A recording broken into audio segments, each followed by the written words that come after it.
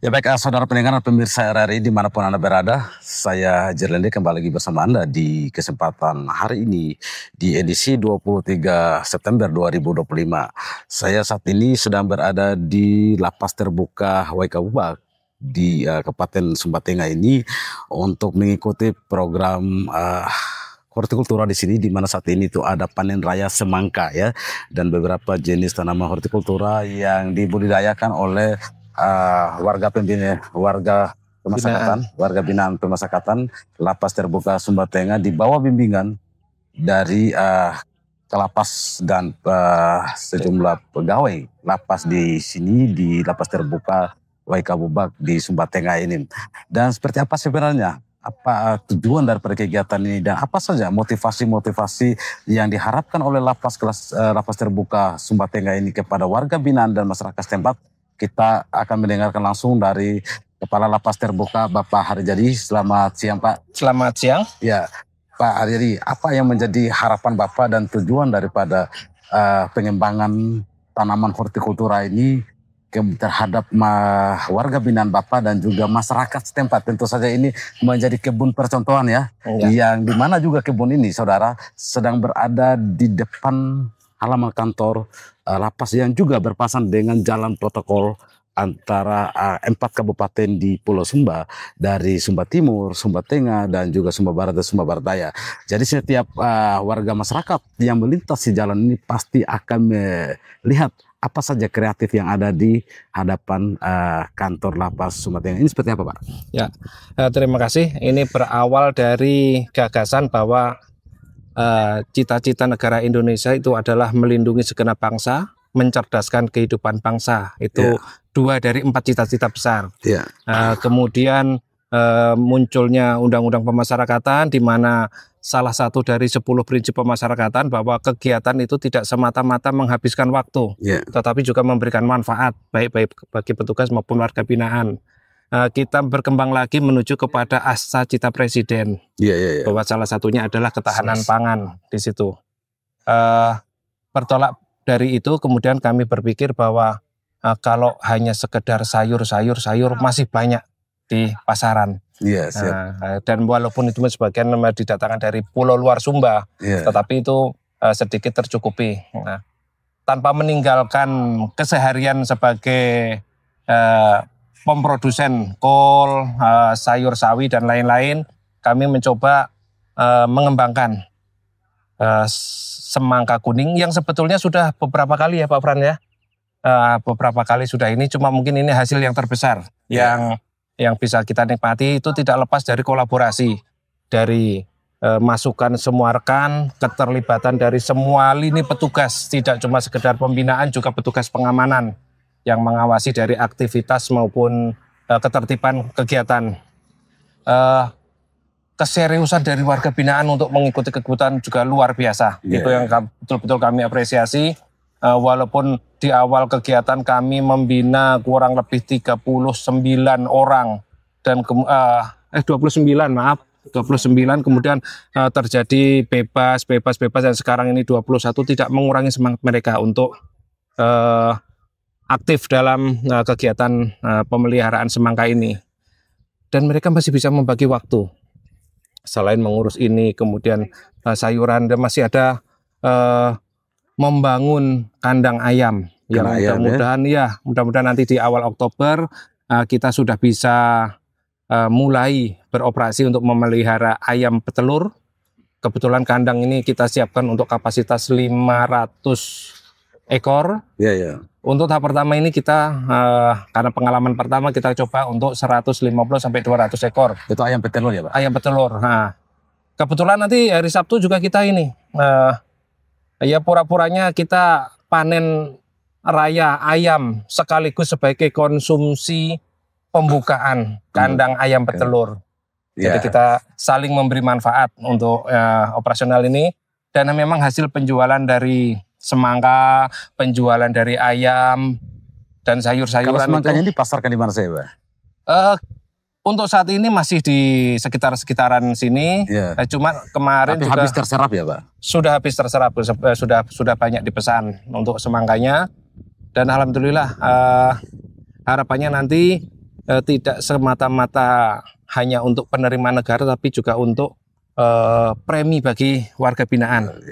Mereka sesuai dengan aturan mendapatkan hak dari hasil penjualan itu. Untuk harapannya kita nanti mereka pulang tidak dengan tangan kosong, tetapi ada yang bisa dibawakan ke keluarganya. Kurang lebih berapa luas lahan ini Pak yang dimanfaatkan untuk budidaya semangka?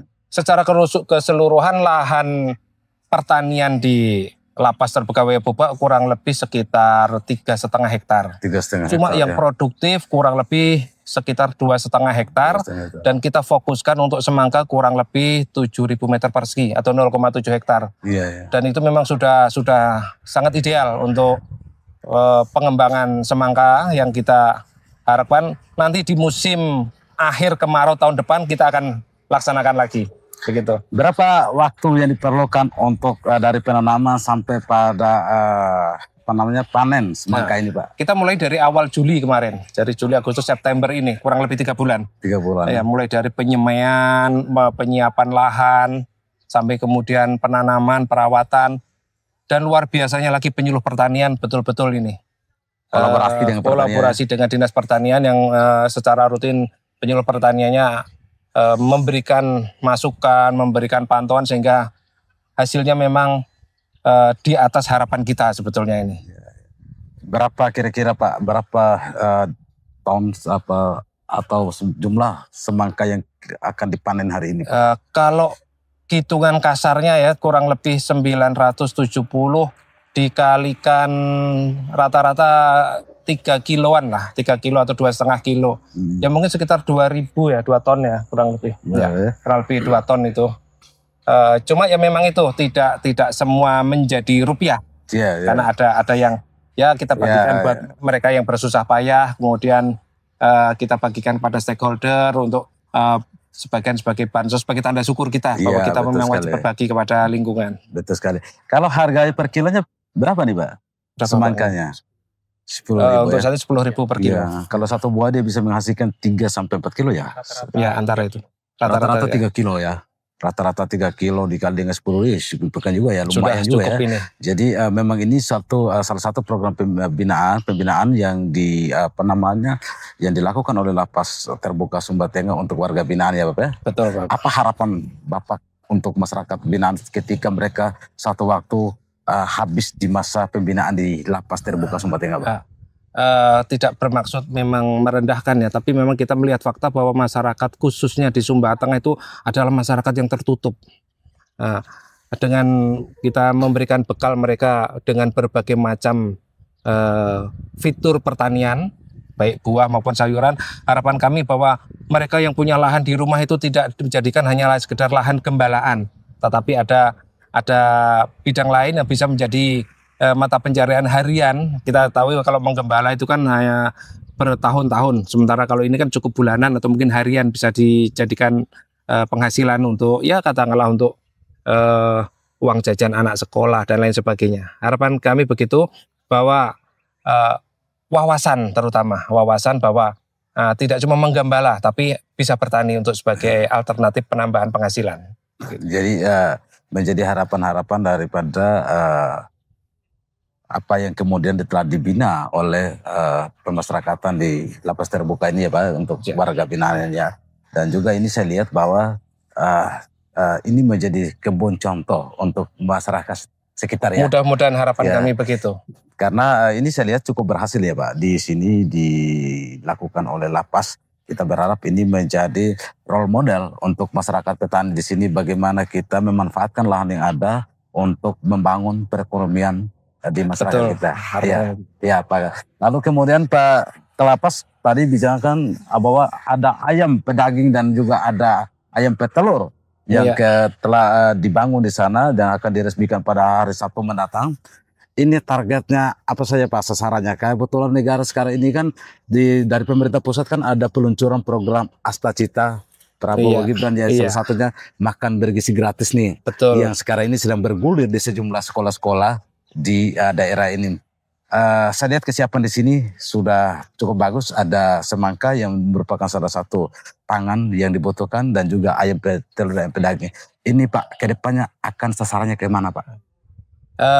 berawal dari obrolan-obrolan dengan teman-teman, memang rata-rata pasokan telur itu berasal dari Sumba Timur dan Sumba Barat Daya. Kami coba memangkas distribusi itu. Nah, bahwa kita punya peluang, kita punya harapan untuk bisa melakukan itu, kita punya lahan yang cukup, kita punya sumber daya manusia yang mencukupi, sehingga kenapa kita tidak coba? Dan dukungan penuh dari rekan-rekan. Ditambah lagi ada dukungan penuh dari Kepala Desa Bolpokat Bolpokat yang betul-betul total, termasuk dalam memberikan bahan bangunan berupa kayu, memberikan bantuan. Hampir sebagian besar bahan baku pembuatan kandang itu adalah peran serta dari kepala desa dan masyarakat di Bolpokat. Itu mungkin bisa, walaupun tidak langsung kemarin, walaupun sempat ketemu kemarin dengan beliau dan saya sampaikan terima kasih kepada beliau, tidak ada salahnya kami ulang lagi ucapan terima kasih kepada beliau. Karena tanpa peran serta dari beliau mungkin kita akan menjadi pembengkakan dana, perpanjangan waktu. Mungkin sampai akhir tahun ini kita belum terwujud kandangnya itu. Baik. Kalau Pak Kalapas, dalam rangka mewujudkan pola pembinaan di sini Pak, bidang pertanian, bidang peternakan, apa saja kendala yang dihadapi oleh lapas itu sendiri dalam pengembangan untuk benar-benar mewujudkan pembinaan kepada warga masyarakat binaan yang ada di lapas terbuka Sumba Tengah? Masalah utama yang sangat urgent di sini adalah masalah perairan. Pengairan ya. Kita hanya tak ada hujan, tidak punya sistem irigasi. Belum punya irigasi di sini, sumur bor belum punya. Kami sumur bor ada, cuma keperluannya adalah untuk kebutuhan kantor, rumah dinas, blok hunian, dan ini. Jadi hanya dengan satu sumber air kita harus membagi rata. Jadi belum begitu representatif ya Pak? Makanya ke depan memang kami upayakan dari tangki, itu saja modifikasi dari tangki truk kita jadikan bak penampungan untuk penyiraman. Kita coba kalau memang bisa ada peran serta dari lembaga atau dari LSM bisa memberikan bantuan semacam tampungan air. Karena memang kita waktu yang paling efektif untuk nampung air adalah tengah malam di saat rumah tangga tidak menggunakan. Itulah saatnya kita untuk mengisi bak, siang kita bisa gunakan untuk penyiraman di sini, seperti itu.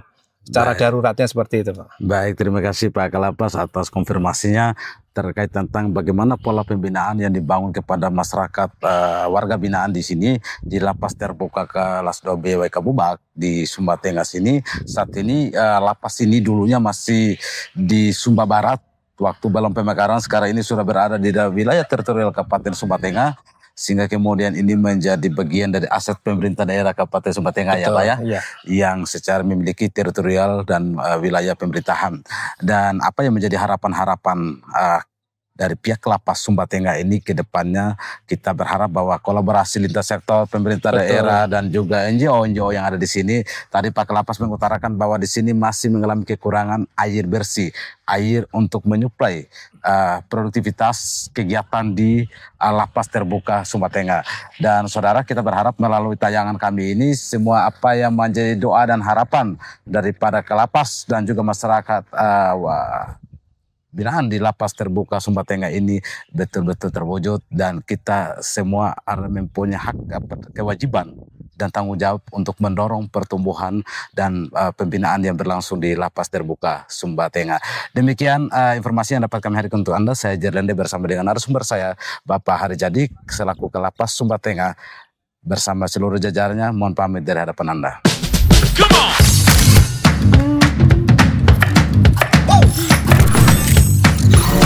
Ini baru enak.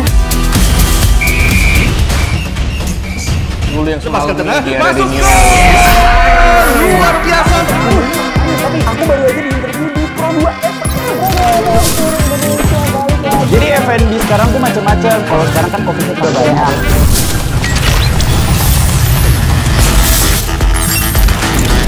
Eits, jangan rebutan. RRI bisa dinikmati dari mana aja dan di mana aja. RRI multi-platform, multi-konten.